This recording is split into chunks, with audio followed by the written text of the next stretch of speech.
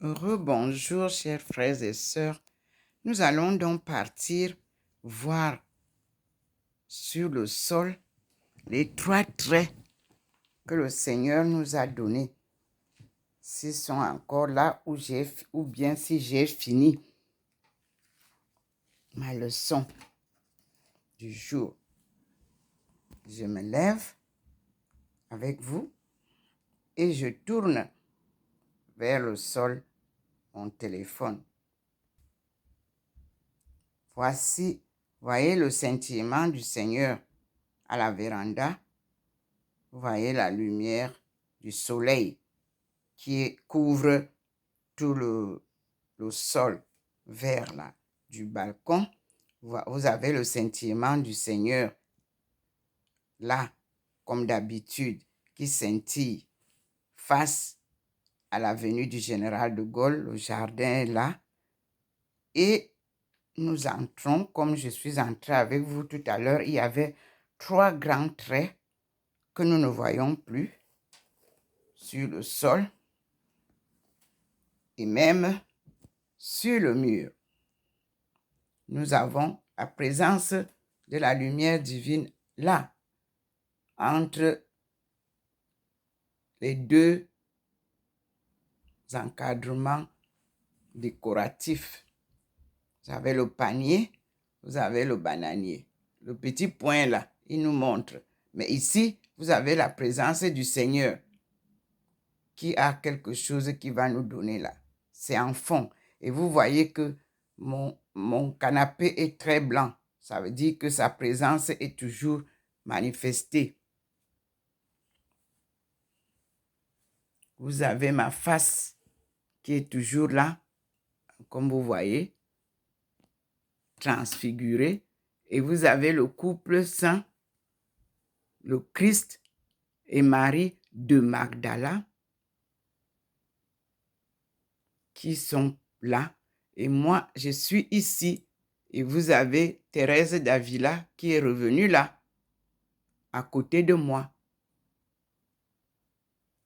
Et vous avez Maman Marie qui est devant nous, sa lumière, elle va jusqu'au plafond. C'est elle qui nous conduit. Elle est là. Et vous avez la lumière qui est sur le mur, la lumière divine qui traverse tout le long pour aller retrouver la lumière qui vient de la fenêtre. Et vous avez Maman Marie qui est illuminée là-bas. Puis, vous avez à l'endroit où le Seigneur me pose souvent, vous voyez qu'il y a une grande lumière qui descend à cet endroit-là, à côté de la Sainte Face, parce que je suis un peu éloigné. Vous avez la lumière, elle vient de là. Elle regroupe les 2 lumières, celle de la cuisine et celle qui vient de dehors. Vous voyez comment la cuisine est très illuminée, parce que c'est le ministère de la femme. Tout est blanc. Et vous voyez là le message de Jésus. Tout est bien illuminé là-bas. La croix aussi. Et Saint Joseph aussi. Mes enfants qui sont décédés, paix à leur âme aussi. Puis, nous revenons sur le mur qui est là.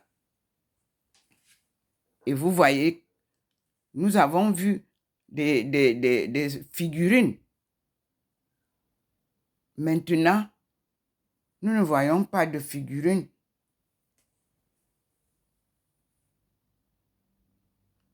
En fond, nous voyons des personnages, 2 femmes qui se rencontrent. Je n'ai pas encore l'inspiration, mais je venais pour vous montrer que la leçon a été exécutée telle que le Seigneur nous a montré sur le sol. Voici ce sol-là qui est là. Il n'y a plus les 3 traits que vous avez sur la première vidéo. Et j'ai fait mon devoir. Et je vous ai annoncer ce que le Seigneur me demandait de vous annoncer. Nous commençons à comprendre les leçons selon l'évangile de Jésus, de la conception immaculée, de l'annonce même à Marie qu'elle va concevoir. Nous avons tout écouté et nous pouvons maintenant aussi aller en profondeur puisqu'il nous a donné dans les leçons Exode et Deutéronome, Daniel, 1 Samuel. Nous avons tout là-dedans. Isaïe, Ézéchiel, Jérémie, tout est là-dedans. À la leçon d'aujourd'hui, nous pouvons ressortir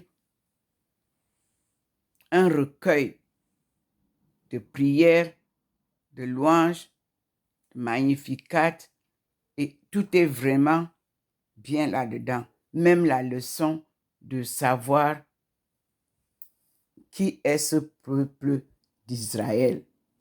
Nous nous tournons devant le Seigneur et nous lui donnons son salut.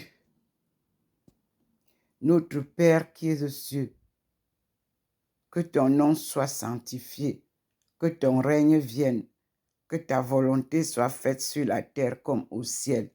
Donne-nous aujourd'hui notre pain quotidien. Pardonne-nous nos offenses, comme nous pardonnons aussi à ceux qui nous ont offensés, et ne nous soumets pas à la tentation, mais délivre-nous du mal. Car c'est à toi qu'appartiennent le règne, la puissance et la gloire pour les siècles des siècles. Amen. Je vous salue Marie, pleine de grâce. Le Seigneur est avec vous. Vous êtes bénie entre toutes les femmes, et Jésus, le fruit de vos entrailles, est béni. Sainte Marie, Mère de Dieu, priez pour nous pauvres pécheurs, maintenant et à l'heure de notre mort. Amen. Vous voyez donc que le rosaire, selon Jean-Paul II, puise tout son lexique, toutes ses paroles dans la Bible. Cela ne peut donc pas être la propriété d'une communauté quelconque. Voilà donc où Jean-Paul II a puisé le récit de son chapelet. Là, nous retrouvons le Magnificat, nous retrouvons le Notre Père, la foi en Dieu est là-dedans. Et c'est ce que nous récitons dans les 10